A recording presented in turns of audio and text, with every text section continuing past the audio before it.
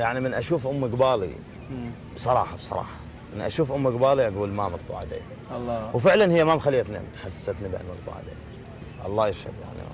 تطلع فاطمه بجفوف عباس وام هاي بس انا احب استغل هاي الفرصه من خلال قناه كربلاء المواقره. صار لغط هواي على هاي القصه. فانا يعني مو يا هالالزمه يا مثلا عنده اشكال على هذا الشيء اروح له لازم اتعنى له لمحافظته واقول له، فهاي فرصه انا اوضح للكل. يلا يبقى اللي يقتنع والما يقتنع براحته. اولا انا ما اشبهت امي بفاطمه الزهراء. لا ابدا، واضح. امي وعزيزه علي، لكن من هي اللي فاطمه الزهراء؟ اكيد. ولا شبهت نفسي ولا شبهت جفوفك لابو الفضل العباس. اكيد لا. انا من اكون وهي ابو الفضل العباس. لكن القضيه وحده والمظلوميه وحده.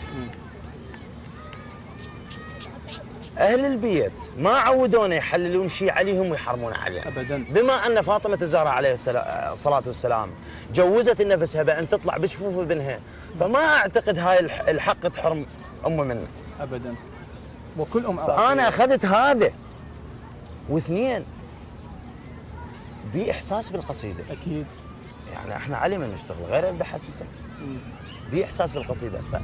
فالبعض اذا اعتبرها علي مثلبه جزاه الله خير، يعني ما اقول له غير شيء. احنا عندنا 3 دقائق استاذ نهاد، نريد نسمع هذه القصيده حتى ناخذ فاصل، لكن قبل ما نسمع القصيده، تعتقد دائما الاعتراض يصير على الشيء الجميل؟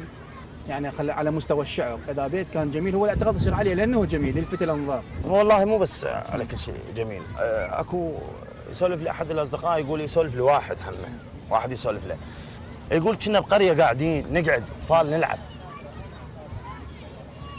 يمر من يمنا القطار يمر، واحنا قاعدين نلعب نعوف لعبنا نركض نشامر احجار.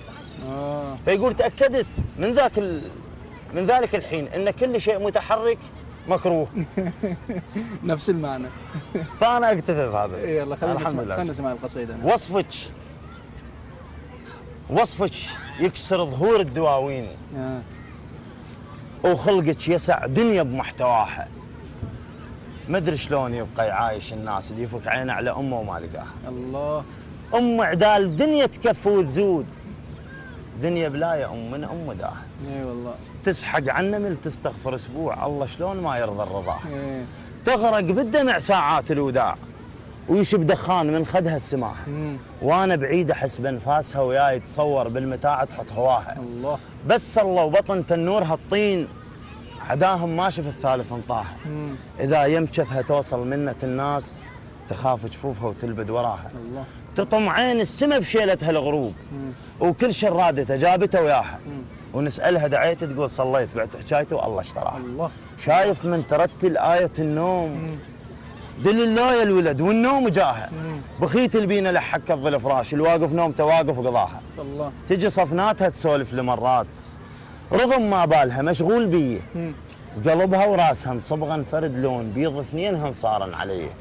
عدها اعظم يمين تحلفه وتخاف اذا قالت حق هاي المسيه. الله. امه يلزكيه بيوم الحساب تجي رجل ورجل ويزكيه. زين. تطلع فاطمه بجفوف عباس وامه هناك هم تطلع بديه.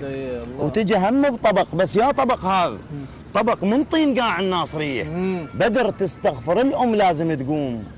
وعلى شط العرب تترك وصيه الام اجمل في بلادي بس وتلغي الاشياء البقيه. الله. بس وتلغي الاشياء البقيه. احسنت يا حبيبي، الله انفاسك، صح لسانك. انا هذا الخيراني اسمح لنا طبعا